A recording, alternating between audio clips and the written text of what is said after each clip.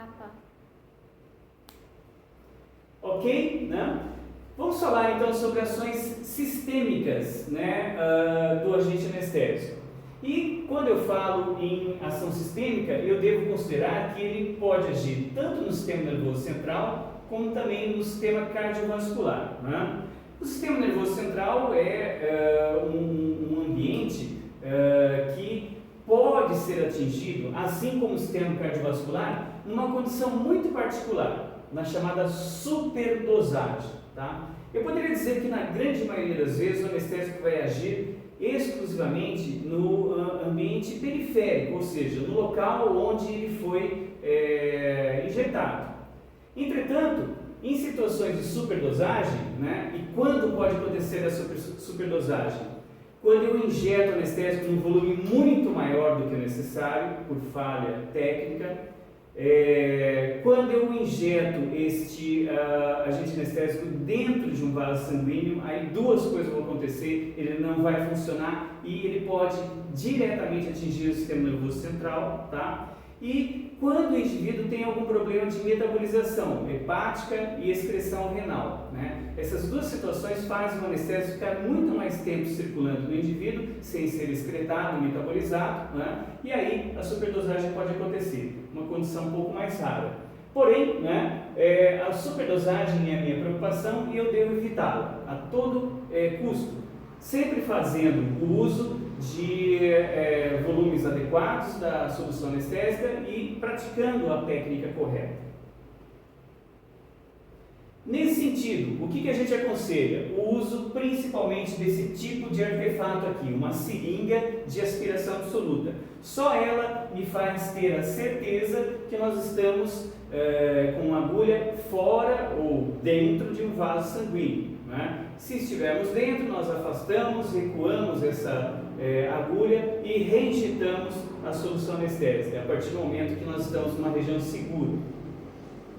Vejam, este arpão, né, tem a propriedade de penetrar aqui no selamento de silicone ou de borracha, né, e com um leve toque no arpão, né, no anel do arpão, eu consigo fazer a técnica de aspiração absoluta.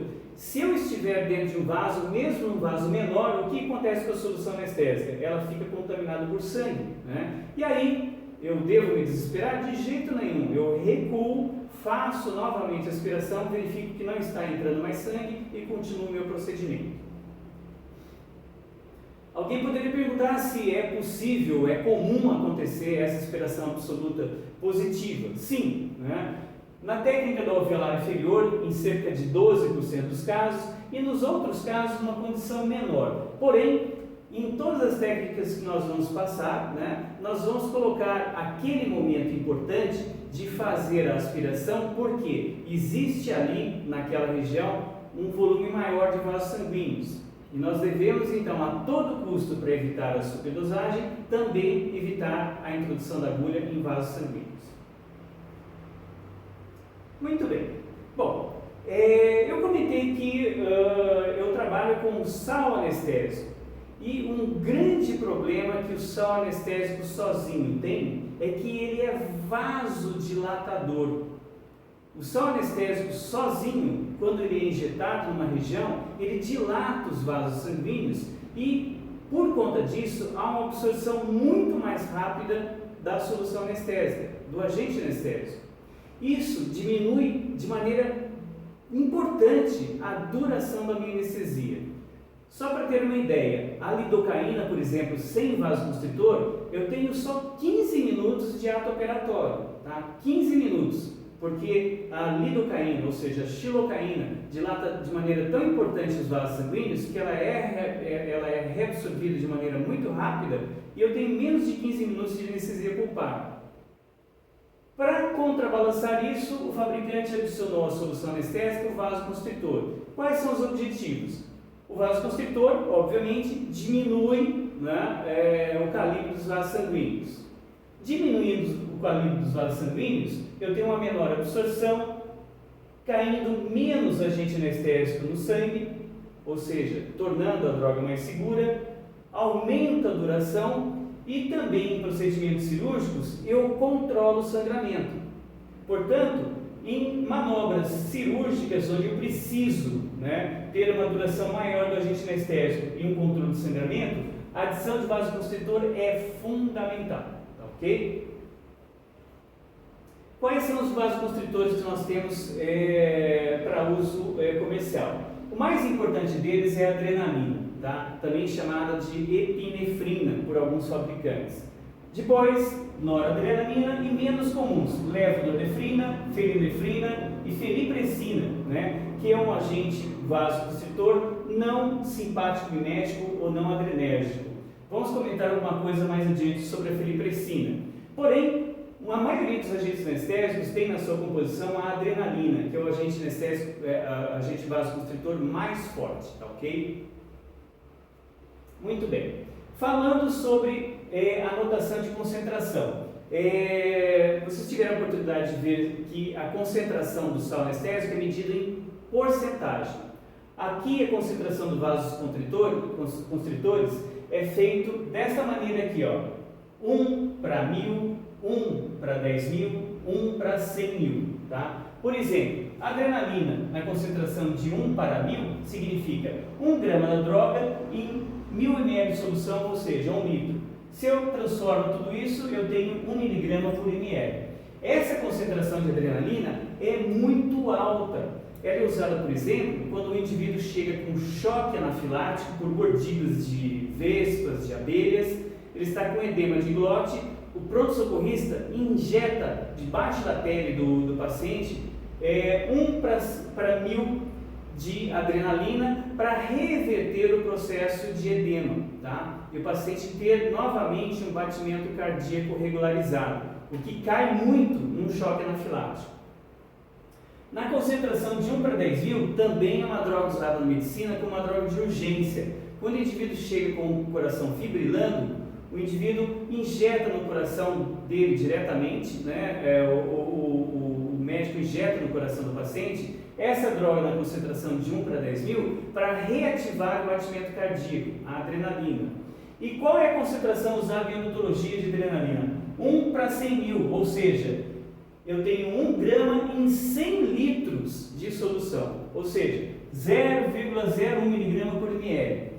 Esta quantidade é suficiente para provocar uma excelente vasoconstrição e dar a durabilidade necessária à minha anestesia. Porém, é uma concentração extremamente segura para uso clínico e uso local onde eu quero anestesiar.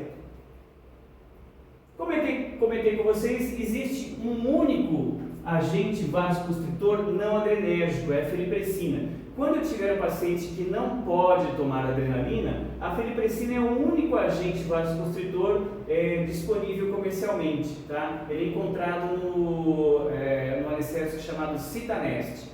Então, se eu tiver um paciente que não pode tomar adrenalina por orientação médica, a felipressina como vasoconstritor, né, que vem na solução de Citanest, ou seja, uma associação de prilocaína com felipressina é a substância de escolha. Qual é a grande vantagem da adrenalina? Ela não tem efeito nem no sistema cardiovascular, respiratório, sistema nervoso central, metabólico, porque não é adrenérgica, tá ok? Quais são os problemas? A felipressina não atua em artérias, só em veias, tá? Então o controle de sangramento não é tão efetivo. Ela também é derivada de um hormônio chamado vasopressina, que inicia a contração uterina numa grávida. Portanto, eu poderia dizer que a felipressina essencialmente não é indicada para gestante, tá? Porém, né, alguns trabalhos em ratos demonstraram que eu precisaria aplicar cerca de 30 tubos se eu relacionasse com o humano para provocar a contração uterina. Mas a pesquisa foi feita em ratos, não se fez a pesquisa em humanos, tá ok? Então, este é um outro probleminha da felipressina. E isso se chama efeito ocitóxico. Iniciar a contração uterina em grávidas, porém, numa quantidade muito superior àquela que a gente usa normalmente, tá ok? Então é uma droga segura sim. Muito bem. Como é que eu vou fazer a seleção do agente anestésico? Isso costuma cair em prova também. como se faz a seleção de um agente anestésico num paciente que vai se submeter a um tratamento odontológico. Eu devo considerar 3 aspectos. Primeiro, a condição clínica do paciente, ou seja, na anamnese eu devo conhecer a sua condição de saúde, verificar se ele não tem comorbidades que possam atrapalhar o meu tratamento odontológico e principalmente a aplicação das substâncias que eu vou utilizar. Segundo, qual o procedimento que eu vou realizar, ou seja, a sua durabilidade, a sua duração, aliás, né? Ele vai ser um procedimento operatório de longa duração, de curta duração, de média duração, tá ok? E também, dentro desse procedimento operatório, eu preciso ter um controle de sangramento. Então, esses 3 aspectos conjuntamente devem ser analisados para eu optar por aquela ou outra solução anestésica. Muito bem. É muito interessante que a gente relembre justamente esta classificação, é chamada classificação ASA, que determina o estado físico desse indivíduo, né, antes até de submetê-lo a um tratamento. Bom, o paciente ASA 1 é aquele indivíduo absolutamente normal, ele é atleta, é jovem, não toma nenhum tipo de medicamento. Esse paciente, ele suporta muito bem qualquer tipo de tratamento odontológico. Porém, aqui não brinda uma coisa, a condição psicológica. Então, com o tempo, você percebe, mesmo no paciente ASA 1, aquele que precisa de uma ajuda de ansiolítico para ter um controle da sua parte comportamental. Isso a gente vai ter a oportunidade de falar mais adiante no curso, tá? O paciente ASA 5, então, as extremidades, né? É um paciente que possivelmente não vai ser um candidato para tratamento odontológico, mesmo porque a sobrevida dele é inferior a 24 horas. Então é um paciente muito mais para a área médica. Nós temos que nos preocupar com esses pacientes aqui, ó, de ASA 2 até ASA 4. Como é que é o paciente ASA 2? O ASA 2 é aquele que tem uma doença sistêmica leve e moderada. É aquele que pergunta, escuta, você tem algum problema de pressão, coração? Você, olha, eu tenho um probleminha leve de pressão, tenho problema de diabetes leve, mas eu não tomo nenhum medicamento, eu controlo sal, controlo açúcar e tenho a minha condição controlada, ok? Muito bem. O ASA 3 é o paciente com um problema um pouquinho mais importante, ele tem uma doença sistêmica grave, mas não é incapacitante. É aquele que eu pergunto, você está tomando algum medicamento por ordem médica? Sim, estou tomando. Qual? Ele me fala, né? E ao mesmo tempo ele reporta, olha, eu estou tomando, está funcionando, minha pressão está controlada, minha glicemia está controlada, minha diabetes está controlada, ok? O paciente mais importante é esse daqui, ó, em termos de prevenções, né? O indivíduo ASA 4. É aquele que tem uma doença sistêmica grave e incapacitante com risco de vida. É aquele indivíduo que eu pergunto para ele, se o senhor toma algum medicamento? Ele fala, nossa, toma um monte. Normalmente abre a bolsa e joga em cima da mesa, né, a quantidade enorme de medicamentos que está tomando. E você está com a sua condição controlada? Infelizmente não. Mesmo tomando essas medicações, eu não tenho controle da minha condição, tá? Normalmente esses pacientes devem ser atendidos com um cuidado muito maior. Aliás, eu poderia falar que a partir do ASA 2, eu devo, principalmente em procedimentos cirúrgicos, solicitar uma avaliação médica pré-operatória, tá?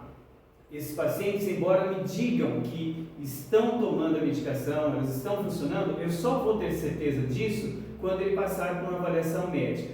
Novamente insisto que isso vai ser necessário quando eu vou realizar o procedimento cirúrgico mais importante. Procedimentos comuns, leves, eu posso trabalhar com bastante tranquilidade, né?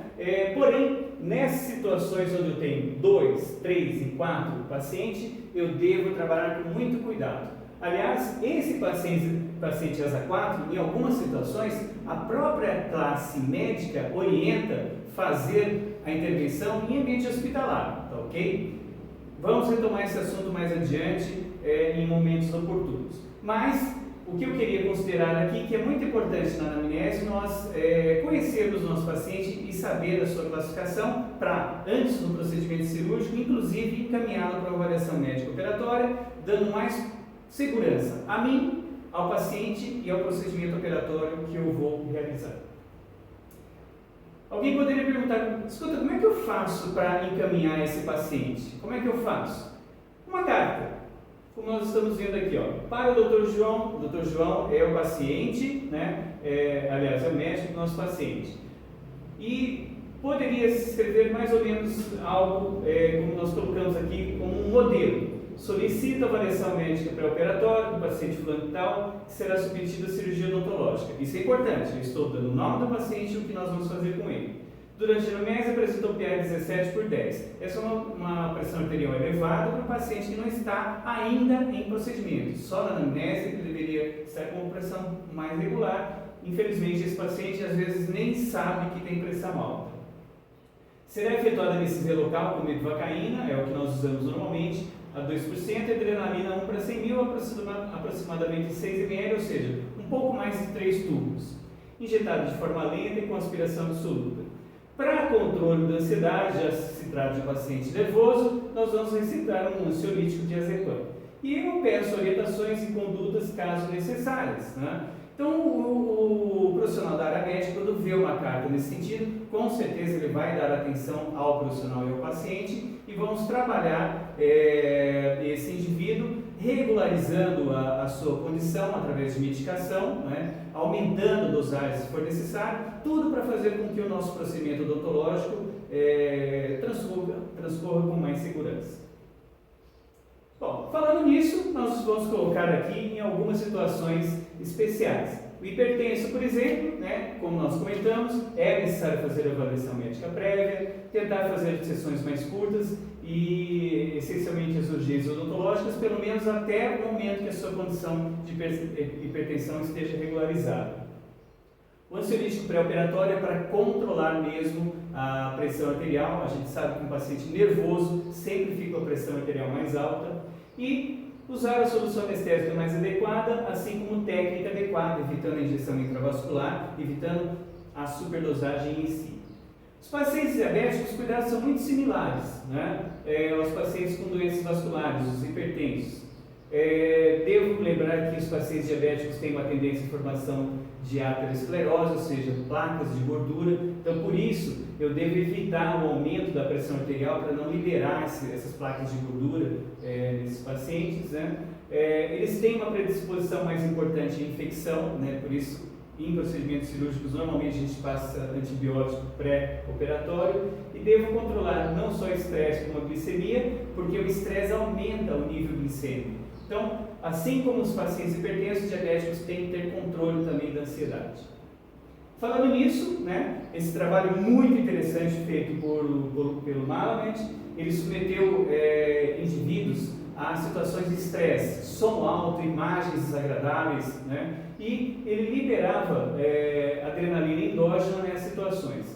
Ele mediu a condição em repouso de secreção de adrenalina endógena. Deu 7 microgramas por minuto, noradrenalina 1,5 microgramas por minuto. Quando esse indivíduo estava sob estresse agudo, observem o quanto aumentava a liberação de adrenalina endógena. 280, adrenalina e noradrenalina 56. E o que acrescentava nesse indivíduo quando ele injetava o anestésico local com adrenalina para 1 para 50 mil? Normalmente a gente usa 1 para 100 mil, tá? Menos do que 1 micrograma.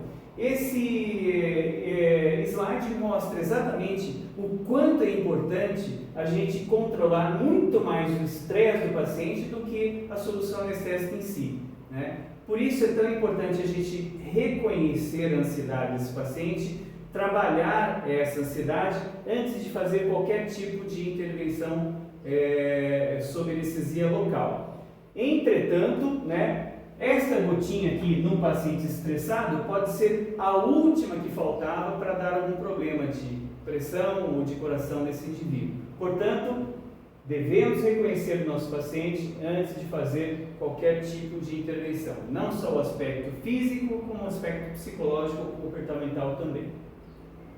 Muito bem. Uma condição que a gente se preocupa bastante são as alergias, tá? Muitas vezes os pacientes chegam já falando que tem alergia a um produto anestésico, mas não sabe qual. Nessas situações não tem jeito, a gente tem que mandar para análise em laboratórios de alergologia, como aconteceu com esse indivíduo. Um outro indivíduo que a gente deve se preocupar também é aquele que nunca tomou anestesia e também não sabe se tem alergia. Porém, tem alergia a uma série de produtos químicos, né? Isso é relativamente comum nos dias de hoje, né? Eu recebi um paciente com 17, 18 anos precisando extrair terceiros molares, tem alergia a várias substâncias e nunca tomou anestesia dentária, tá? Então é de bom tom encaminhar esses pacientes para laboratórios de alergologia para fazer uma avaliação alergológica da sua condição. Esse paciente que nós encaminhamos, por exemplo, deu negativo para mevalcaína. Eu encaminho o paciente normalmente com vários tubinhos que eu costumo trabalhar, né? Deu negativo para mevalcaína, porém deu positivo para buvalcaína e também em menor intensidade para prilocaína, para o citaneste. Obviamente, com segurança total, nós trabalhamos com a mevalcaína nesse indivíduo que se dizia alérgico, mas não conhecia qual era o agente anestésico que provocava alergia. Para gestantes, né, eu devo me preocupar principalmente com o primeiro e terceiro trimestre, né, fazer só as urgências, né, embora se a paciente está com dor de dente ou no primeiro, no segundo, no último trimestre, a gente tem que atender, não dá para mandar uma gestante embora, porém eu devo usar o anestésico o menos irritante possível, né, nós temos condições de utilizá-lo. A prilocaína, como a gente já comentou, né, pode provocar não só efeito ocitóxico, mas também este fenômeno aqui, meta-hemoglobinemia. A prilocaína, em altas dosagens, pode diminuir a fixação do oxigênio celular. Para a gestante isso não tem problema nenhum, mas talvez para o feto seja importante. Porém, vários trabalhos em ratos mostraram que eu preciso de um volume muito superior àquele que eu uso, né, se for comparar-se com os humanos. E o vasoconstritor mais interessante seria então o adrenérgico em porções muito pequenas, né, em doses de segurança. Também nós comentamos a respeito de possibilidade de superdosagem em pacientes que têm problemas no fígado ou nos rins, porque o agente anestésico fica circulando muito mais tempo. Então, nesses pacientes é interessante se limitar a quantidade de tubos, tá? Se eu preciso fazer 10 extrações, é melhor fazer 1 ou 2 extrações por cada sessão, diminuindo o volume da quantidade de tubos que devem ser aplicados nesses indivíduos, em função da sua pouca capacidade de metabolização e excreção das soluções e o risco de superdosagem. Para esses pacientes, especialmente com hepatopatias ou nefropatias, a gente pode indicar principalmente o citaneste, né, que tem a prilocaína e a feripressina, justamente porque eles têm biotransformação pulmonar também, fígado mais pulmonar também, tá?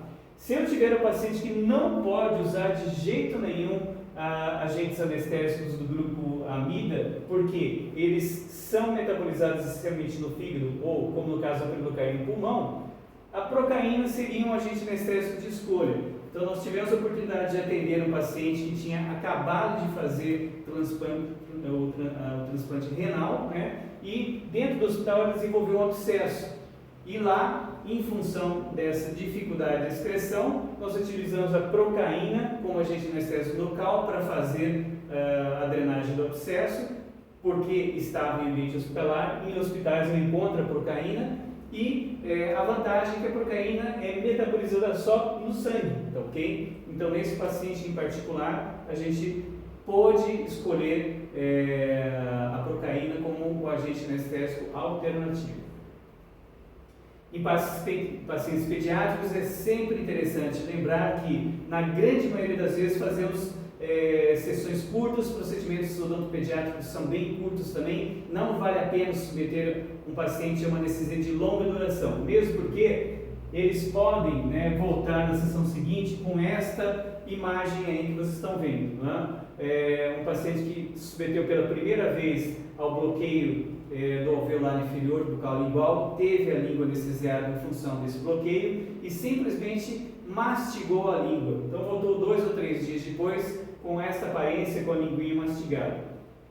Possivelmente porque faltou orientação por parte do profissional para os pais e para a própria criança. Ela precisa receber a orientação de evitar ficar se mordendo, né, depois de receber uma anestesia. Nós devemos orientar os pais também, né, ou então usar anestésicos de curta duração. Né? Se eu vou realizar um procedimento odontopediátrico de curta duração, é melhor usar o anestésico de curta duração para que logo em seguida ela restabeleça a sua sensibilidade e se evite essas lesões que são muito desagradáveis. Para controle de dor pós-operatória, a gente poderia sugerir a Nelcaína ou a Marcaína, né? Ambas são substâncias relacionadas à bupivacaína, justamente porque elas têm uma duração o dobro maior do que as convencionais, ok? É interessante que quando a gente faz extrações de 4/3 molares, né, eu consigo fazer a extração ao longo de 2, 3 horas tranquilamente, e eu não me preocupo com o primeiro dente que eu extraí, né? Aliás, com o que eu estou extraindo, eu me preocupo com o primeiro, porque muitas vezes depois de 2 horas eu começo a sentir dor naquele primeiro dente que foi extraído, na região do primeiro dente que foi extraído. Então, quando eu uso um anestésico de longa duração, esse paciente submete ao tratamento operatório, vai para casa, começa em casa a tomar um anti-inflamatório, analgésico. Quando está caindo o nível do anestésico, esses medicamentos contra a dor estão no seu pico. Possivelmente esse paciente tem um pós-operatório muito tranquilo, né, em termos de dor, né? E é comum ele retornar na sessão seguinte para retirar de ponto e falar: doutor, eu não senti nada, eu acho que o senhor trabalha muito bem. Na verdade, a gente tem a técnica à nossa disposição, a escolha adequada da solução anestésica, né, e daí o conforto desse paciente no pós-operatório. E para finalizar, né, eu gostaria de deixar como livro de referência, e mais especificamente o primeiro capítulo, a parte 1, que se refere a este conteúdo que nós acabamos de passar para vocês, tá?